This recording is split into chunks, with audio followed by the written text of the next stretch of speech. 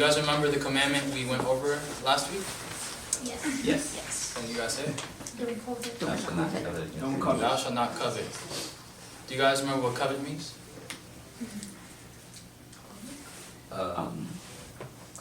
Wanting Opposite something that of doesn't desire. belong to Exactly. Wanting something that does not belong to you. So the first part of what we learned last week was the significance of this commandment. And one of the first things that we talked about was our thoughts. The thought of wanting someone else's possession that does not belong to you, that's where the sin starts. Your thoughts are what matters in the beginning, and that's where sin is born, which is why it's very important to really be conscious of what you think. Our thoughts dictate our action, as we've been talking about during the whole series. Action is the result of your thoughts. If you linger on something for a long time, and then you eventually do it, the action wasn't sudden. You were thinking about doing it. So it's very, very important to be conscious of the things that you keep in your mind. The heart is where sin is born. This is why Christ cares about your thoughts a lot. The Pharisees didn't do or say anything at the beginning when they were questioning Christ, but they were thinking and plotting to eventually kill him. And all those thoughts that they were thinking about eventually led to the action of them having Christ crucified. So you have to really think about your thoughts. Are you thinking to hurt someone? Are you thinking to cause harm? Because if that's the case, it's very, very important to make sure that you reflect and make sure that you're not thinking about those things, because you never know what can eventually happen. It is possible to correct our actions, but it's impossible to correct our thoughts. But nevertheless, Christ still expects us to correct our thoughts. He wants us to be perfect just like He is. The bar is set very high for us because we have to aspire to be perfect like Christ.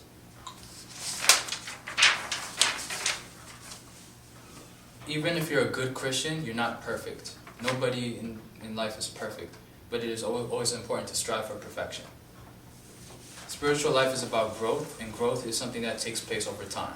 So you're going to make a mistake in the beginning, but you also have to make sure that you always strive to make sure that you make progress throughout your life. So now, the second part that we went over was the coveting versus desiring. So desire can be something positive. You could desire to be like someone, you could desire to be a professor, you could desire to be a doctor, you could desire to be a lawyer. Desiring is not a bad thing. For example, you could desire to be a well-to-do person, you could desire to have a car and a nice house, and there's nothing wrong with desiring righteousness. Coveting, on the other hand, is something different. Coveting is wanting something that does not belong to you. If someone, has a nice job and they have a nice family and they have a nice car, but let's say you wanted their car and you're jealous, how come I can't have that? That's coveting. And that's something that shows ungratefulness, which is why we always have to make sure to be grateful for what we have and be thankful for the things that God has given us. Coveting bad things, the devil plants the seed in our heart. The devil does not cause us to sin. He plants the seed in our heart, the idea of wanting someone else's thing. And then if we, again, let that thought linger inside of us, then we will eventually sin. Which is why it's important, again, this cannot be stressed more enough, to really be conscious of your thoughts. Really be conscious of the things that you allow to be in your head. He also makes you reevaluate. The devil also makes you reevaluate the way you think about sin. He changes your mindset. When the devil came in the form of a serpent to Eve, he didn't say just eat the apple. He didn't just say that, because that would have been easy for Eve to be like, no, I'm not supposed to. He changed her mindset. He came up to her and said, if you eat this apple, you can become just like God. He changed her mindset to thinking, I can have something that isn't mine. Coveting. I can have the power and glory of God. Something that does not belong to her. Her mindset was changed. Then she ate the apple. And many times over and over again in humanity, in our history, a lot of very cool things happen because of our mindset being changed. One of the most important ones that we went over last week was the Holocaust. How could people kill millions of innocent people and perform all those torturous things on them? The first thing that had to be taught to them is, are the Jews really human? Because if you think that these people aren't human, then it becomes easier for you to commit such atrocious sins. They thought to themselves that they were doing something good. Their mindset was changed. So again, you have to be conscious about the way you think about the things that you do. Coveting things that aren't necessarily bad. For example, what we went over last time on a child coveting candy. of a child, wants too much candy, it could be harmful for them. So you have to really, again, just reflect and know what's good for you and what's not. Just because you didn't get what you wanted, it doesn't mean God is not listening. So that requires patience. We have to make sure that, okay, so-and-so has something that's better than mine, but okay, that's what they have. God's going to have whatever He wants from me, and I'm ready to wait, and I'm ready to accept it whenever He thinks it's time to. We have to remember that it's God's will that we want to be done on here, on heaven, and earth, not only our own. So we really just have to ask God to, do what's best for us because He knows best, and just to wait because He eventually gives us the things that we need. And yeah, thank you very much.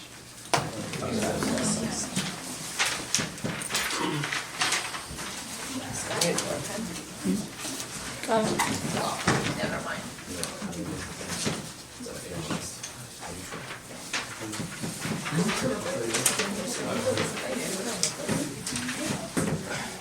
Great. Father and Son and Holy Spirit. Amen. How are you guys? Good. Okay. So, today, David thought that I'm so special. So he gave me the last chapter, the last commandment to do. And the least, not the least, but. So, and also there's not a lot of people, so it's like, I feel special.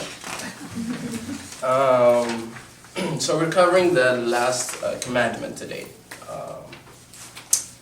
And it's on over here, you can see it, most of you.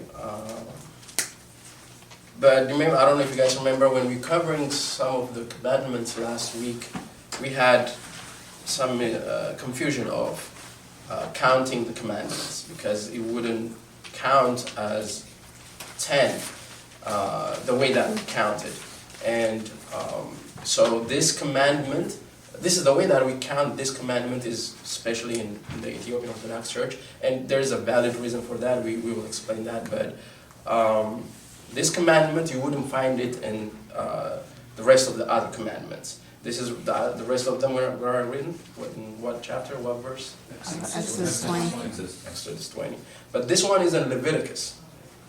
So we brought, in our church, we brought this one, or our forefathers, or the church brought this one from Leviticus to fulfill the 10th commandment. And it has, like I said, a very valid point of view why we're considering this as a 10th commandment. That's what we're going to see. So the first thing that we're going to see is the fulfillment of the law. How the 10th commandment, usually like when we write essays and everything, there is a conclusion, right? The conclusion kind of includes everything what we already stated and then kind of tied it together. So the last commandment is kind of tying everything together that's been said. But even though it's like that, it's special, and we will see why it's special. So the commandment is, you shall love your neighbor as yourself. You shall love your neighbor as yourself. So there's a couple of things that we're going to see in here. First, we're going to consider, later on this paper, we'll see how we should consider love. What are our neighbors? Who's my neighbor? That's one of the questions. Actually, this question has been asked to Christ, and we will cover that. And then we're going to see that how all the 10 commandments before, like the 9 commandments before this, and especially this, how it's kind of, we fail to see that it is a double standard. And that's one of the things that the objectives of this class that we're going to see. And then finally, we'll see how much do you guys love yourselves. We're gonna see that. So right out of the bat, what we're gonna see is when I see neighbor, right? When I say neighbor, we can use the word interchangeably of friends, brother, sister, and all of the rest of people. It's considered neighbor, and based on this context, not specifically just a person that lives next door. So, can somebody read when it says the fulfillment of the law, the first one, do not seek. Can somebody read it? Do not seek revenge or bear a grudge against anyone among your people, but love your neighbor as yourself. I am Lord. Okay. All right. By the way, those of you who doesn't have the notes, if you can access it on the phone, especially online. Those people who can see this, you can access it. If you go to the yotc.org, there is an education section, and if you click the education, the course, the last one, there's the 10 Commandments access notes. So you can access that there. It's ready for you. Now, so in this Leviticus chapter 19, it spoke everything, but then do not seek revenge, do not bear a grudge or against or whatever. And then finally, but love your neighbor as yourself. And then after that, I am the Lord. We're going to see that one. We're going to focus and see why he kind of stamped saying, I am the Lord, right? Now, so the way we're going to dive in is first the reason why we consider this one as the 10th commandment, and how it ties things together. That's what we're going to see, right? And while we are discussing, and hopefully I'm teaching you guys, we're going to look yourself. You're going to look yourselves, and then in most of the blank spaces on the paper, you're going to see if you guys have other titles for yourself. We're going to see that. And then that really is going to change your perspective, because when we talk about this, a lot of people doesn't think this shouldn't be considered for themselves. So we're going to see why I'm saying that, but we're going to give titles for you. Are you like the Pharisees? Are you like somebody else? Are you thinking like the way they were thinking? So most of the blanks is the same thing like that. Do you have this? I can access it from here.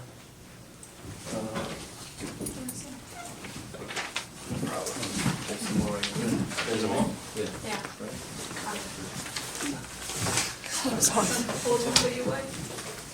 No, just giving it up.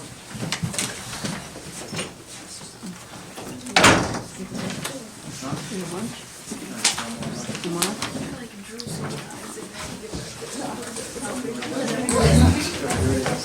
I'll have to give it to the. They have it. Oh, I have everybody? Yes.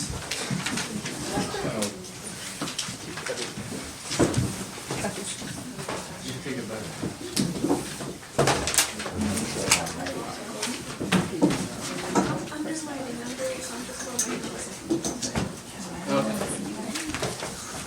So, the first reason, one of the main reason why this is considered as one of the 10 Commandments is because of us. In a way where I'm saying because of us is because mankind became an expert of committing a sin. We find different ways of, just not only the way that is described, we're going to find other ways if it's not described to commit sin. So think about it. It says, do not murder. Okay. Do not commit adultery. Okay, do not murder. What if I slap somebody? Is that a murder? That's not considered in 10 Commandments, right? Okay. I shouldn't commit adultery. Okay, what if I see these things?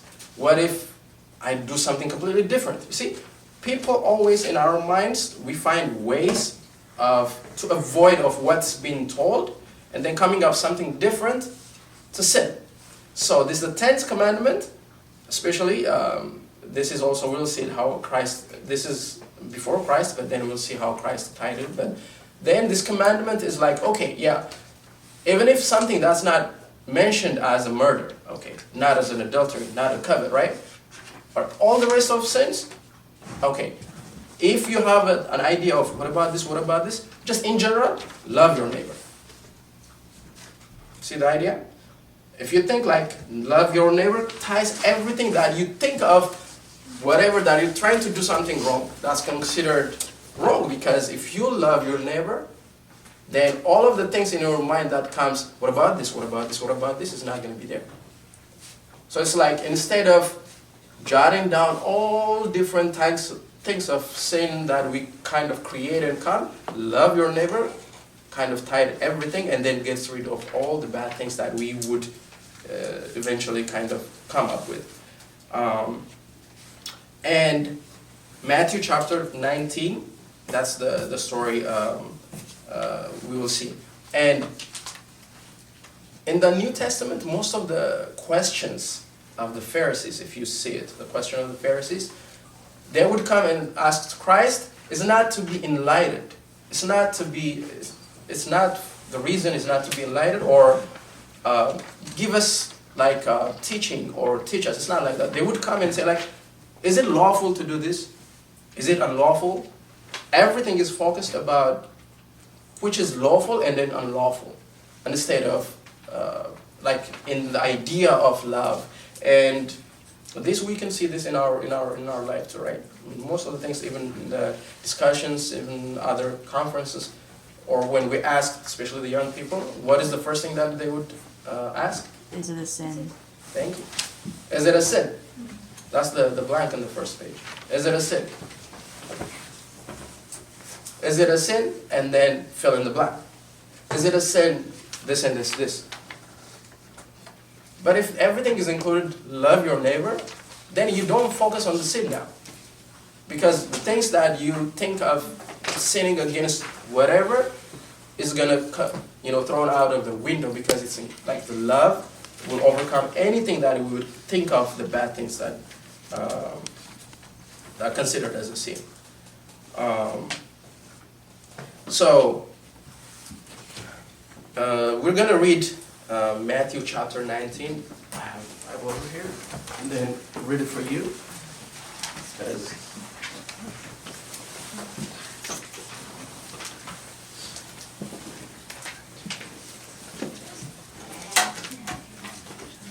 so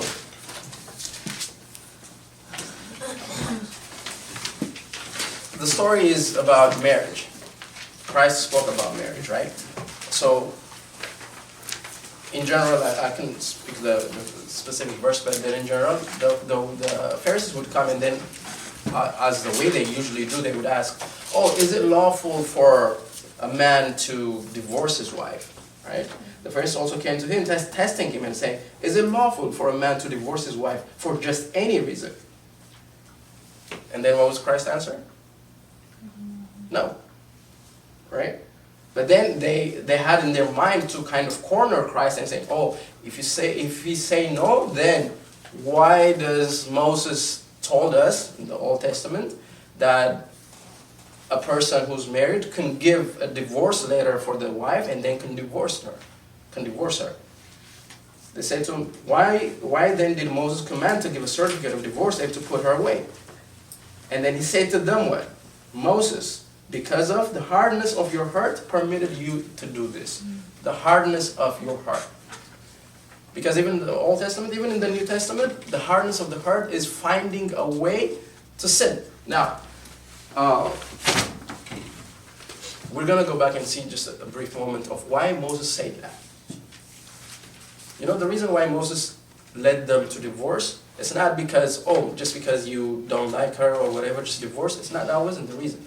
The reason is, okay, in the 10 Commandment, one of, I think the 7th one or the 8th one or 6th one, is do not kill, right?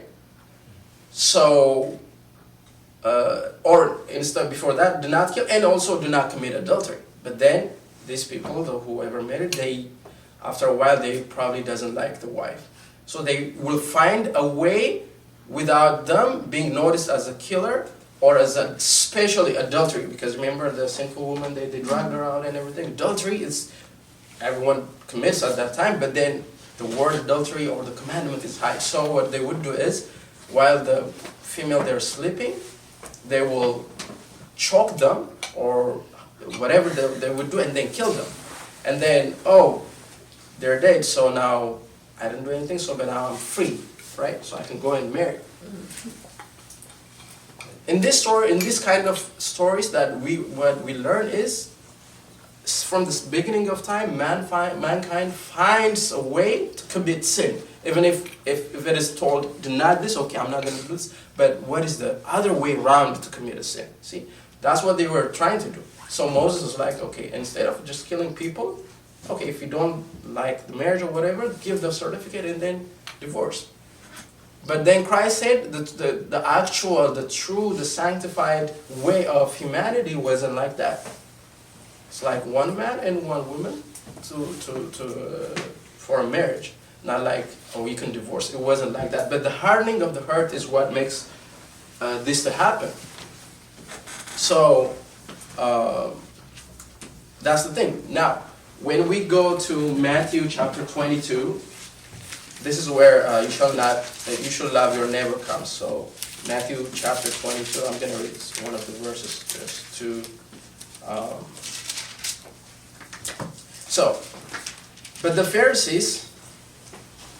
But when the Pharisees heard that he had silenced the Sadducees, they gathered together. Then one of them, a lawyer, asked him a question, testing him and saying, "Teacher, which is the greatest commandment in the law?" And then Jesus said to him, "You shall love the Lord and your God with all your heart and all your soul and with your whole mind. This is the first and greatest commandment. And then second is like it. The second is like it." He has a reason why he didn't make it in a way similar. The second one is, you shall love your neighbor as yourself. All right. So, what is the test from the Pharisees? Why do they want to test them? What is the test in here? Because it says, when you read it, the lawyer came to test him. What is the greatest law? What if he says, do not kill? What is the test within it? See, it doesn't mention over here, but there is a test. You know what the test is? The test is the Pharisees and the Sadducees, they are annoyed by Christ being always right and then righteous and everything. So finding a way for him to make a mistake, that was their purpose. So they're like, if he says some laws or this law is better than this, that means he's disregarding the value of the other law, right? And then in that time, actually, it can relate to us too, and then I'll mention that. And then, even for the Pharisees, what they would do is, some of them, whatever commandment that they upheld or kept, for them, that's the higher commandment in their life. Isn't that similar to our lives right now? It might not be commandment, but I can testify, especially personally. I had this experience before. I used to go to, when we started the church, I used to go to Mahalit a lot. Those of you who doesn't know, Mahalit is like a chanting, praise, and everything that performed in the church in the night time, right? So I used to love Mahalit a lot. Well, I do too, but I do now. But so at that time, whenever a person that comes to serve the later time is like, I regard them as like, how come you didn't come to Mahalit? You know, because for me, that part of the whatever service is the higher standard. See? This is just a little example, but even if you see in a lot of our lives, whatever commandments that we upheld, those of people who doesn't upheld that, is we consider them as completely wrong.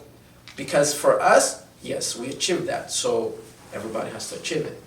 Yes, commandment has to be achieved, fulfilled or kept, but there is this self-righteous mentality that we have in our mind to make one of the laws bigger than the other. That's what the Pharisees was doing at that time. So, if Christ mentioned, oh, this one is better, then, oh, he means he doesn't value this law, and then that's a flaw in Christ's preaching. And then they will say, we found something wrong in Christ. But then Christ answered, 2 laws.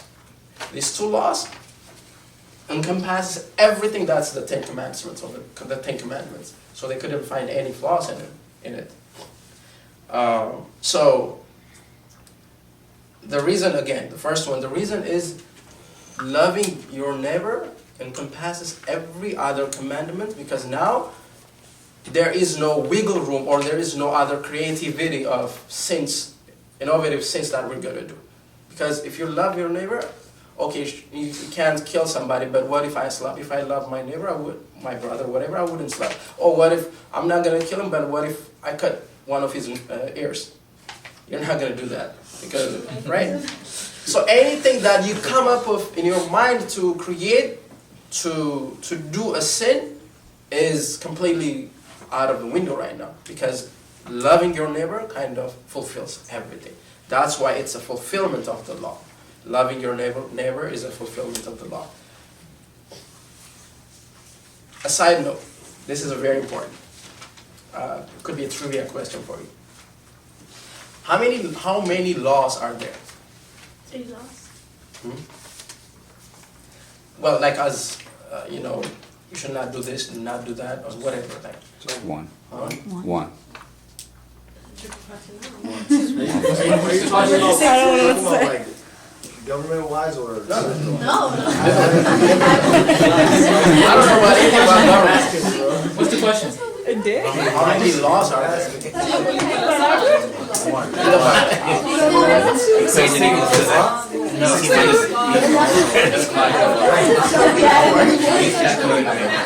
How many of you say there is 10 laws? There's two types of laws.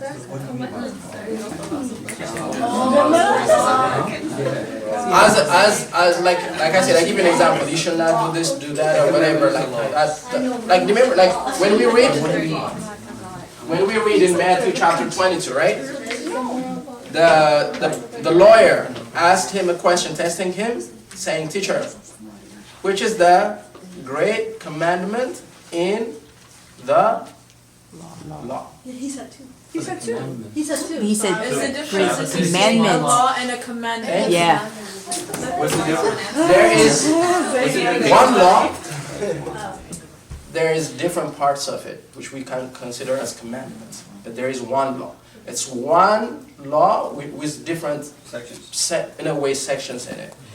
See? Now, you don't see in the Bible when you read it, in the Bible you don't see that there is like this laws. There is the law, but there are commandments. That's a part of the law. So, now, if you think like that, if you break, you shall not lie, that means what? You break the law. You break the law. See? That's what it says. Even in the Bible, Christ mentioned, if you, in the epistles, it says, I think St. Paul says, if you break one of the law, that means you're guilty of all. If you break one of the commandments again, one of the commandments, you're guilty of all, because there is no, this law, there is one law, which is God's law. Which is God. Can you say that again? Is it too Complex. Watch the video later. So, if you break one of the commandments, that means you're breaking, like, think of it as there is a house, right? Right? It doesn't matter if you have a hole over here or a hole over here. If you have a hole, there is a hole in the house. See? So, the reason why I'm mentioning this is people think that, oh, if I lie, but then if I didn't commit this one, then I'm okay. No, if you commit a little bit of this one, that means there is a hole in the whole idea of a law of God. So the commandments are kind of the facet or the parts of the whole law, but there is one law. So And but then there's 3 laws, right? Mosaic law. Of course. When we started I understand that, but there is one law that's expressed in different ways. Because we didn't need you know that, right? We didn't need a Mosaic law if we read our conscious law, moral law, right? And then we didn't need the gospel law if we understand the Mosaic law or the second reason why this is included and it encompasses everything is this starts from the heart. The rest of them, mostly are actions. Most of them are actions. Do not commit. Do not do this. Do not say this. Do not do this. Right? But this one is love. It comes from the heart. Yes, it's gonna be expressed in action, but the start is from the heart. It is a virtue, not an action. So, if you read it, follow with me, keeping the other commandments will be in vain if it's not out of love. See, now that's what makes this law special. Like people can, in the Old Testament, most of them, they do, the Pharisees and everyone, they would keep their Sabbath. Like they wouldn't do anything the Sabbath. Oh, we would do God's name in vain, and then we wouldn't do this, but there is no love. They're fulfilling or keeping those commandments not out of love, just out of obligation. But then loving your neighbor ties all together and be like a pioneer from the whole, because it's a virtue that's from the heart. It starts from the inside, and then the action comes later on. Most of the other, not whole, but most of the other law commandments, they are either judicial or ceremonial. Right? Because do not do this. It's like you're gonna be judged if you do this. Sabbath, you're gonna sit down and then do this and do this. That's a ceremonial. Worshipping, it's a ceremonial. Even though it has a virtue, but it's a ceremonial. But this is only from a virtue point of view. It doesn't include the judicial or the ceremonial part of it, because that comes later on. And if you read Galatians chapter 5, it mentions about what is the spirit, the fruits of the Spirit, or the first images of us, right? And then it will include everything, and it says like love, peace, gratefulness, and everything. But then finally, it says, whoever keeps all this is what let me read it. That's very powerful.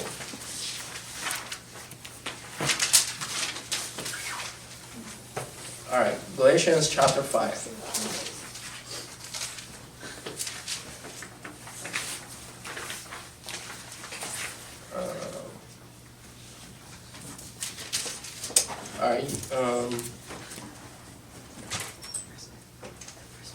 All right, so now the works of the flesh are evident. They're adultery, fornication, uncleanness, lewdness, idolatry, sorcery, hatred, and everything. But then finally, but the fruits of the Spirit is love, joy, peace, long-suffering, kindness, goodness, faithfulness. And then after it says all those, it says, against such there is no law. Against such there is no law. Which means whoever keeps this, there is no commandment or in general law for him, because he kept everything. See? So the rest of it that we do, the committing and everything, is included in this law, because this is whoever does this, the fruits of the Spirit that's explained in Galatians, those are the images of us where we were first created. So whoever does that, for that person, he doesn't need any law, because he fulfilled it. So you could say that all the commandments are summed up in this law? Absolutely. So that someone who obeys this law, the other laws can, in a sense, almost come naturally to them? Almost being fulfilled. We'll see, that's why it's a fulfillment. We'll see that. Because the reason why we say this one, the second one, is, remember I said judicial, ceremonial kind of laws, commandments, all of those, before we commit the virtue or the mentality needs to be changed. And then it says in Matthew 23. So Matthew chapter 23 talks about the Pharisees. And then Christ stand and then he start kind of calling out the Pharisees. And then you Pharisees, you do this, which is wrong. You do this, right? But then there is the things that he mentioned. There are ceremonial laws that you do. For example, on whatever time you wash like whatever pot or something that they'll drink, you wash that outside, but you don't clean the inside. Right? You don't clean the inside. You do all different kind of ceremonial things just to say that I kept the law.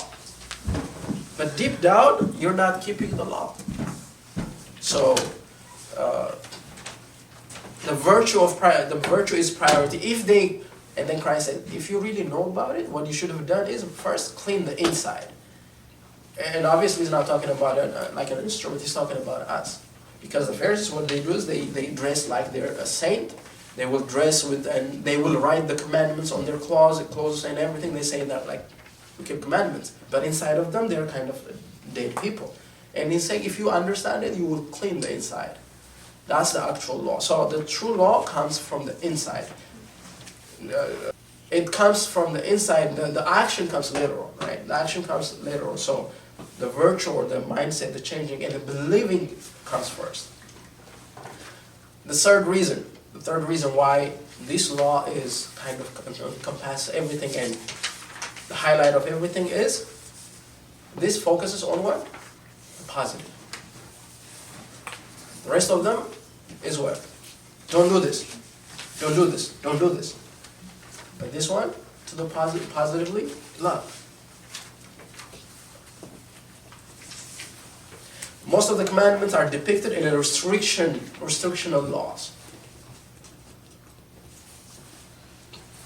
And then there's in James chapter 3, it says, the tongue also is a fire, a world of evil among the parts of the body. It corrupts the whole body, sets the whole course of one's life, and itself sets on fire. So, even though that there are, if it's the fire mentioned, the idea is, I think everything that we're going to say, we're going to commit, comes from the heart. All the laws are restrictional. The last law, why the church brought this one to think about this is the positive message. Not do this, not do this. No, this is love. Do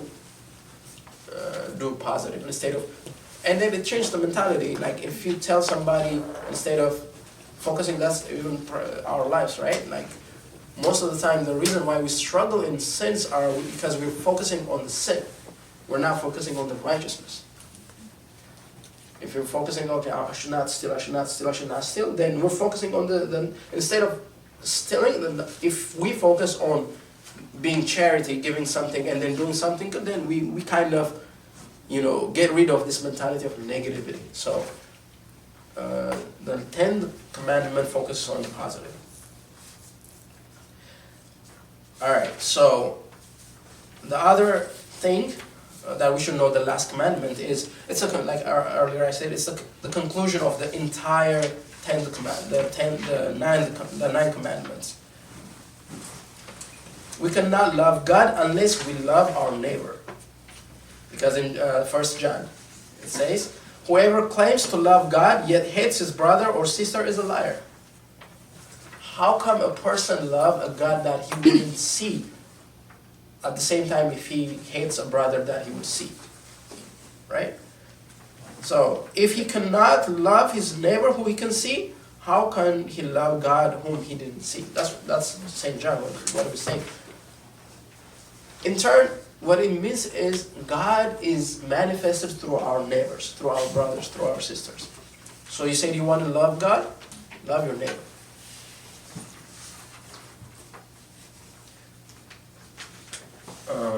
So the reason why it is a conclusion is the only way that we keep all the rest of the commandments is when we love the neighbor. Let me give you an example. Okay, so what was the third law? Do you guys remember? Because obviously, finally, you guys have to memorize this law. Keep the Sabbath. Okay, keep the Sabbath holy, right? Yeah. A person who doesn't love a brother, you know how they keep the Sabbath holy? Like the Pharisees. They did what? They would sit down and then do nothing. If a brother gets healed in the Sabbath day, that's a sin. A true person who loves his brother, his sister, his neighbor, is the way that they keep the Sabbath is by healing, loving the other, or doing good righteous deeds on the Sabbath day, right? So that would come from loving one another. Other laws, murder, adultery, covetousness, and all of those things. If you love your neighbor, in turn you're fulfilled. Even to the point of, because a neighbor includes everything, right? Like our parents, honoring the father and mother. The only way that we could do that is if it is out of love. If it's not out of love, we can do it like, or our mother, whoever, or our father, they would tell us to do something, right? We would be so annoyed and we're like, and then we do it. That's not out of love. That's not keeping the commandments. But you would do it out of love if you understand what love your neighbor means, fulfilling all the commandments. You do it out of love. Even the first commandment, like in vain, for example, don't call your God's name in vain. The cursing and everything, and then calling all those things curse because of the anger, the hatred, and all of those things. But if there is love, it says in the Bible, if there is love, always what? We glorify, we praise. We're not going to go to the vague idea. So if you sit down and contemplate every commandment that there is, it will be fulfilled by love your neighbor. Now, okay, so in order to love my neighbor, who is my neighbor? Who's your neighbor? Sisters, brothers. We'll put it in 3 different ways. Alright? So for some, because neighbor include everything, because we say that, right? So for some it's easy to love their family.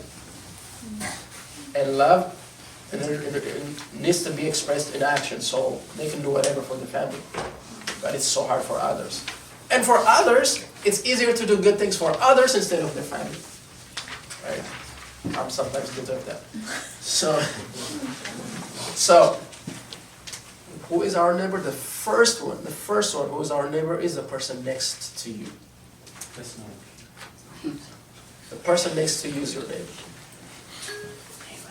Sometimes we have this idea of giving, like doing righteous or humanity or whatever thing, good thing, of those that are poor people, or those are the person that's next to you they might have money, but there is something that lacks that you might feel for them.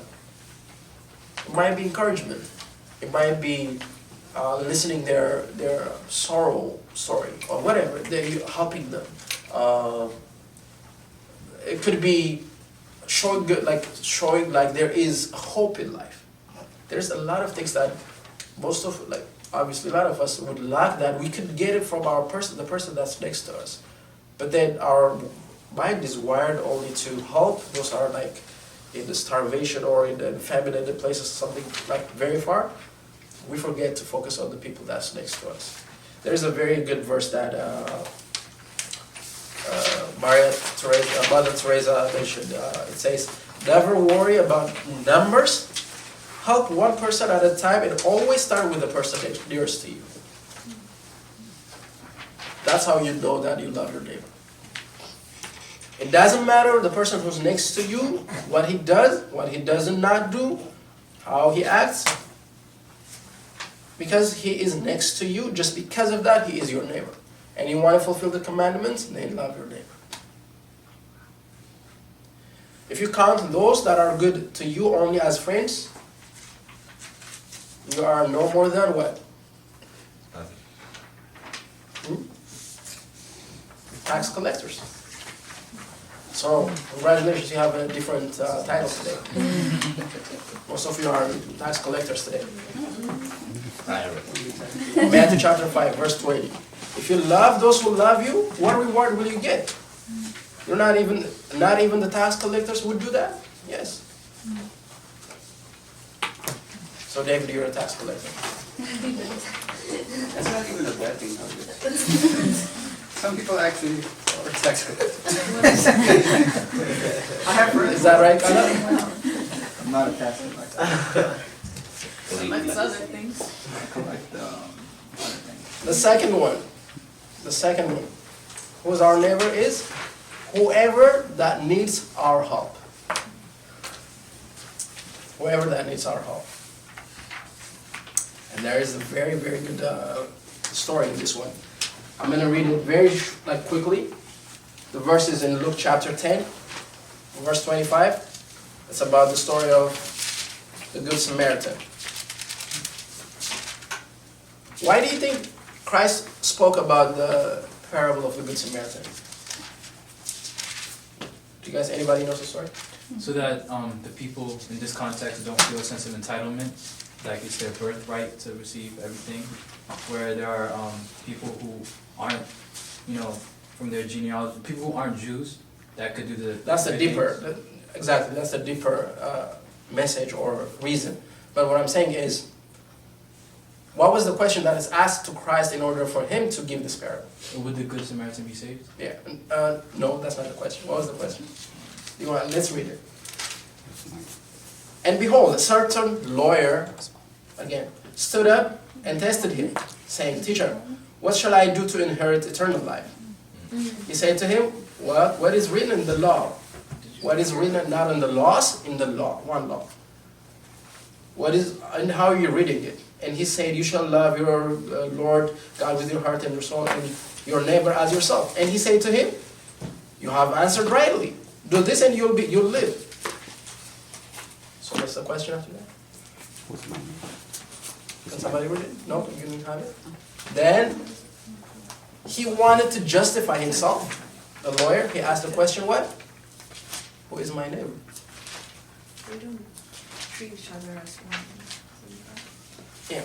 So this is the part of the title we get is who is my neighbor is being asked before too, and then Christ answered. That's why then, in order for that person to understand the idea, Christ gave the parable of the Good Samaritan. And how many of you know the story of the Good Samaritan? So the Good Samaritan was a guy. Well, there was a person who was traveling. Then there was people who jumped on him, bit him, took everything, and then left him to die. But then first who came? The Jew. The Jew priest. Came and then saw them, and then they passed. What about the second time? Who came? The Levite. The priest. The Levite came, and then he saw him, and then he passed. But then a Samaritan. And then Samaritan at that time is like a low status, like degraded people. He came, he saw him. He felt pity on him, and then at the same time, hugged him, and then do all the good things. And read it at home, Luke chapter 10, verse 25. 3 things that we would see from this story. First, pity is not enough. Okay? Most of us, we feel sorry for things that happen. That's not enough. That's not loving your neighbor. Because love, ultimately and assuredly, has to be expressed in action. The second one, if you ask who is my neighbor because of your position, you are like what? Who? Pharisee? You're a Pharisee. Right there. Congratulations, you have a second title now. Because the Pharisee, that person is not his neighbor because his status is, I'm a priest. I have high status.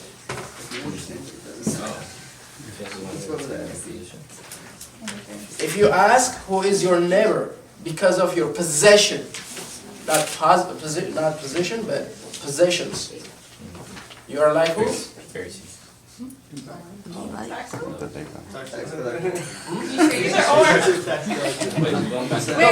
from the story of the Luke, that's in Luke Samaritan. You're a Levite. You're a Levite. What's a Levite? What's a Levite? Levite is like, they're chosen tribes. So they kind of possessed through generation, through being born from the Levite generation, they possessed of that status of family, of tribe. The Levite tribe. Like, do they have like generational wealth? Like, what's the analogy? Analogy is like, if you're like, it doesn't matter, in some places if you're if you're an American, but then if you're like somebody completely different, just because of you're American, you have this status, right? Okay. That's also possession. So possession is not only expressed in things that you have. Your entitlement is also possession. And then like, so what are these questions asking? So if it says, if you ask your neighbor because of your position or because of what you have, what does that mean? The blank is, that's what it is. If you truly sit down and then if you think, oh, he's not my neighbor because his status is lower than you, then you're acting like a Levite. Oh, That's the idea. You're higher than them, pretty much. okay, Yeah. So the idea is to reflect on these questions and see where you are. okay. Are you acting as a Levite? Are you acting as a Pharisee? Are you acting like a tax collector? That's the whole point of it.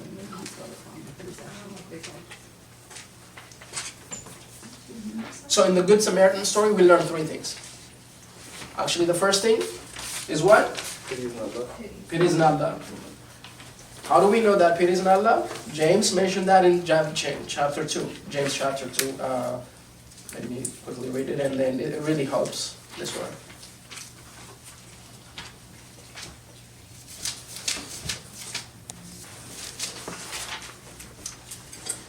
Listen, O beloved brethren, has God not chosen the poor of this world to be rich in faith and heirs of the kingdom of heaven? If you really fulfill the royal law, and right here, according to the scripture, you should love your neighbor as yourself, because it's a fulfillment of the law. Remember, this is a fulfillment of the law. You should love your neighbor. You do well. But if you show partiality, you committed a sin. What does it profit, my brother, if someone says he has faith but does not have works? Can faith save him? If a brother or a sister, or in this case a neighbor, is naked and destitute of daily food, and one of you says to them, depart in peace, be warm and fulfilled, but you do not give them the things that which is needed for his body, what does that profit him? Faith without work is also the same thing, and it's dead. Right? So if you have only pity and then think, no, you gotta act based on whatever that you can act. That's what the Good Samaritan does. He had that, he has the donkey, right? He was riding the donkey. He said, okay, because he's sick, I'll step down from the donkey and then put him there. Maybe your donkey is your position, your ego. You gotta drop down. Maybe it's because of whatever that you have. Is that what you just, Matthew 23, what you just read? No, James. James chapter two. James 2. Yeah, it's too far. It's not on there. It's not on there. It's on there. Oh, it is? Goes to verse 15. That's right. Oh, It's the video. Yeah. Makes my finger so get we're not back yet. All right. The third one. The first one. Who's your neighbor? The first one. The person next to you. Next to you. Yeah, What's the second one? Whoever needs help. Whoever needs help. The third one is. Now we become from specific to the general. Everybody that Christ died for. Everybody Christ died for is your neighbor. Isn't that everyone? That's really good. That's everyone.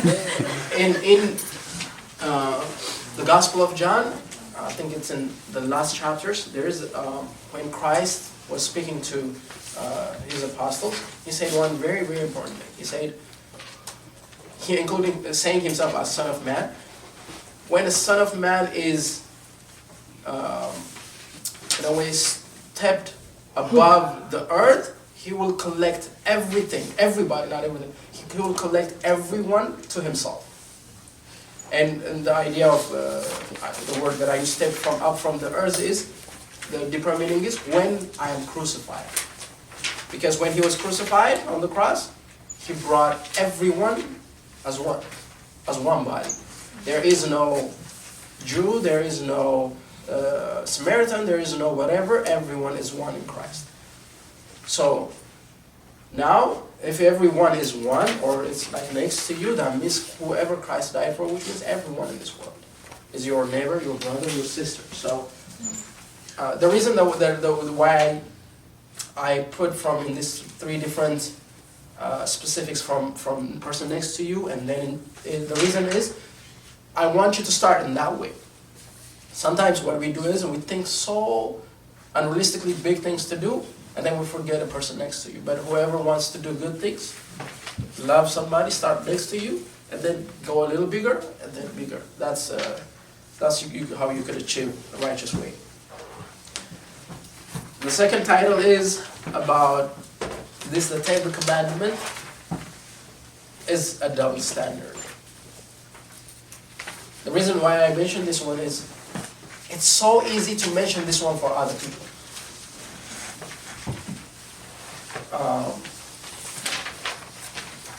We give excuse for not keeping the 10 commandments when it comes for us. For others, it's fine. Remember when David was teaching, he said, lying.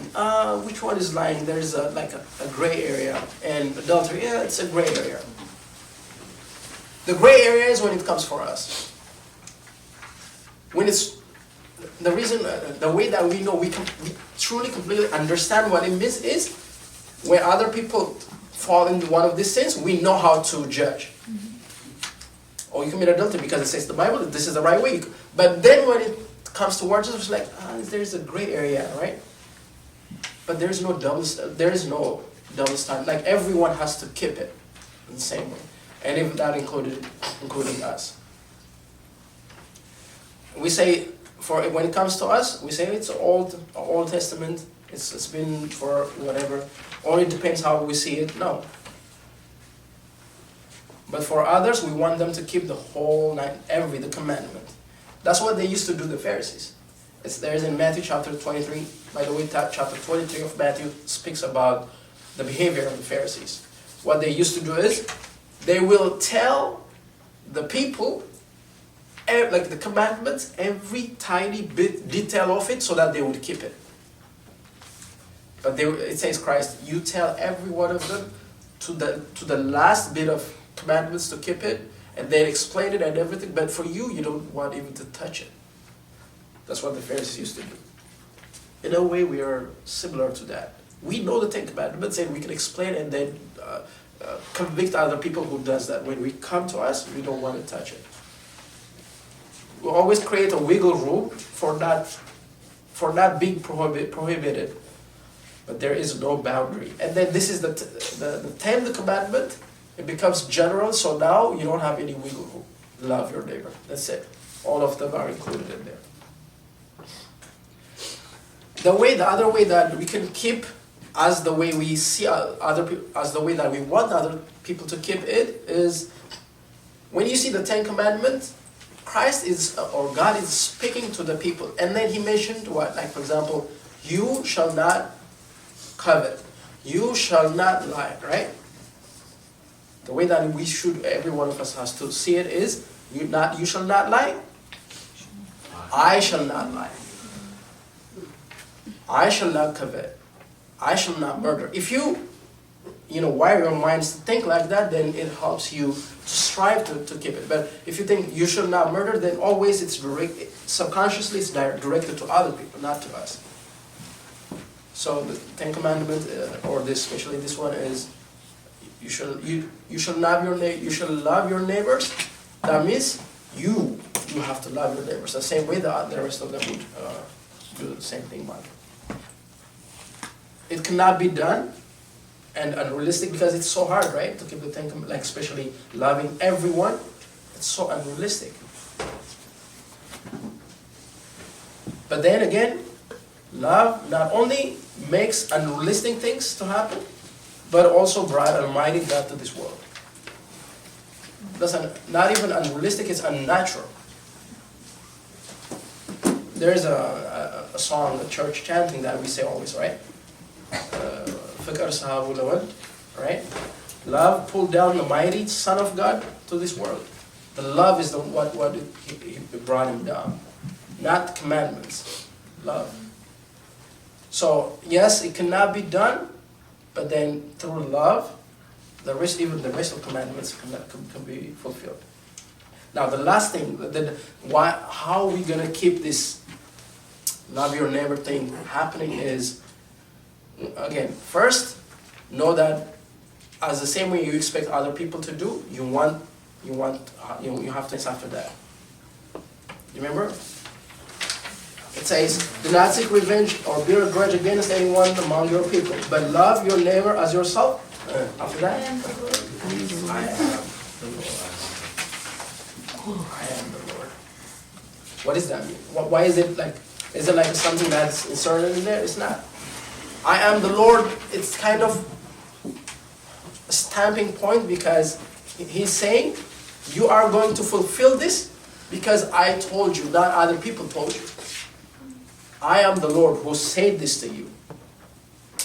Because sometimes we want to keep the laws, okay, oh, I can love this person, but he's not loving me back, or this is not happening. Because our focus is the communication between each other and not knowing in the middle of it, we'll forget who told us to do that.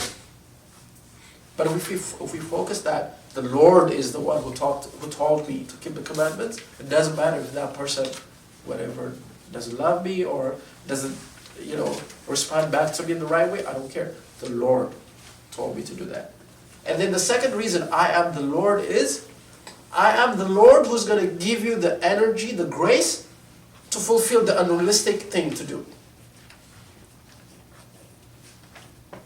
Following me here? Mm-hmm. I am the one who will help you to fulfill this commandment. I know it's unrealistic, it's hard, to love everyone, but I am the Lord.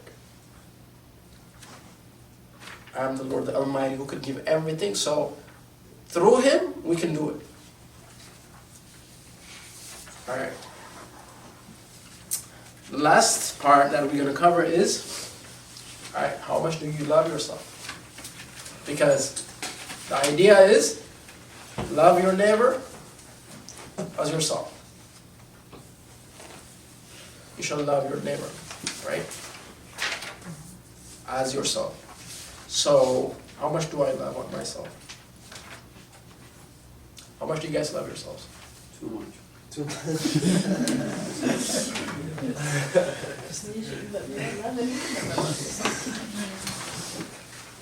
this, what the thing is, this love thing, we give it different definitions of what love is. And whatever this context, it means this and it means this. And sometimes even, the question that I put over here is, do loving ourselves is really actually loving ourselves? Or are we being selfish? See? So the love for yourself is not only expressed, the first one, is not only expressed through emotions, rather it's a consistent and visible thing to do. The way that I love myself is when my body tells me something, I gotta do it, right? Love, not true love, but love. Sometimes we do it. We say, let me spoil myself today, right? I'm going to do the women's, we say, I'm going to do pedicure, manicure, whatever. I got to do massage, I got to do this thing. Because we love ourselves. Let's set that aside. In order to love, let me give you an example. In order, loving, right? Loving as a verb, or love as a verb. In order to drink, first I have to have what? Something to drink, right? Something to drink. In order to love something, first we have to have what? Something to love. We have to have love. We have to have, I get it.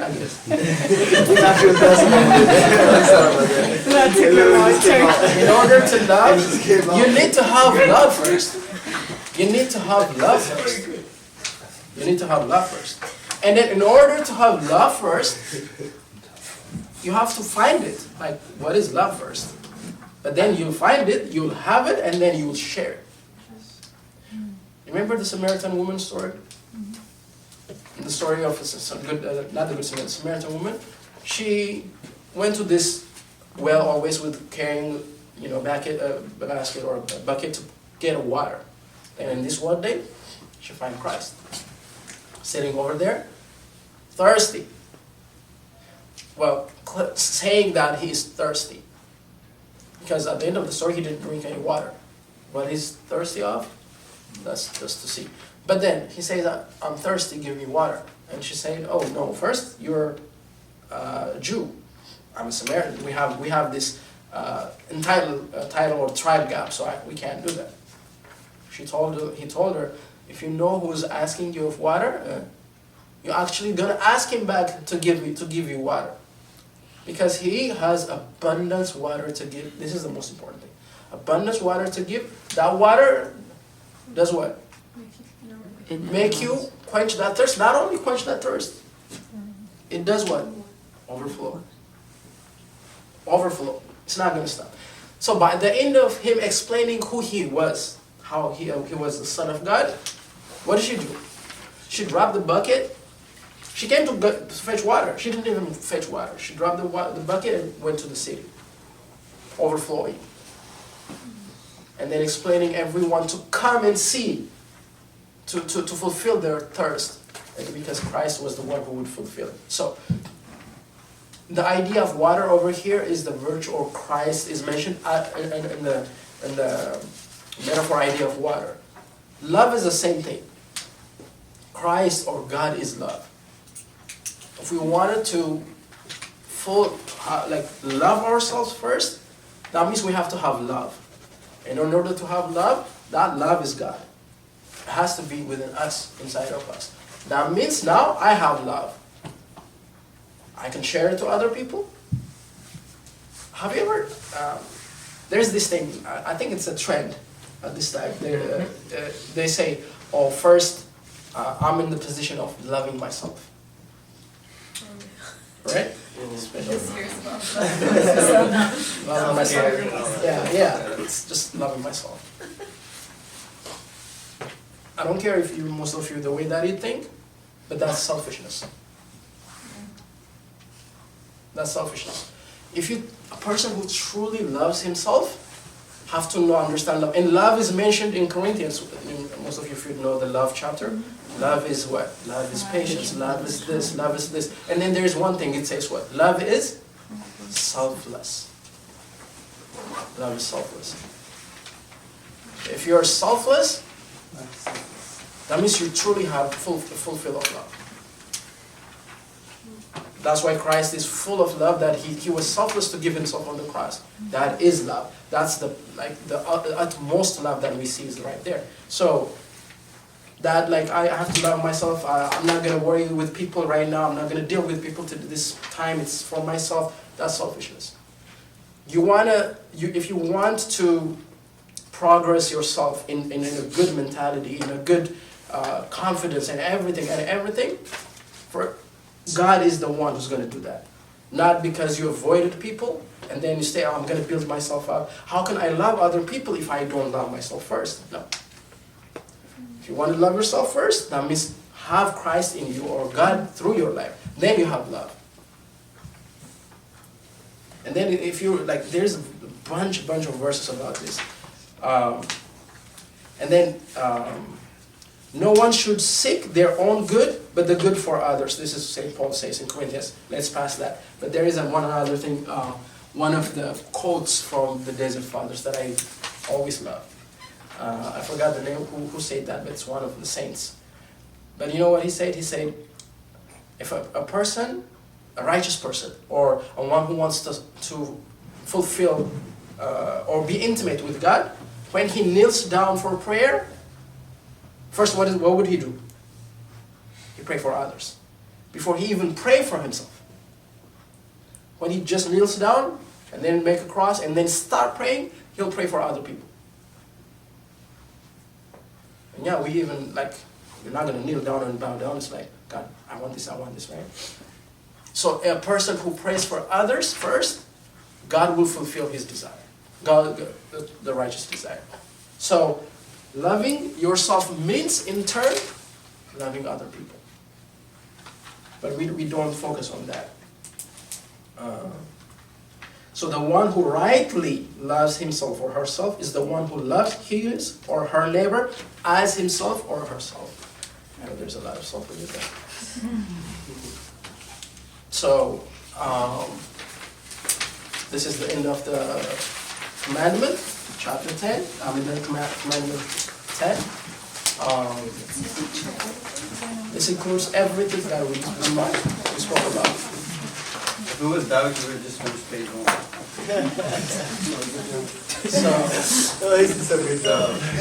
Yes, question? Is there any significance in the wording that says neighbor versus everyone?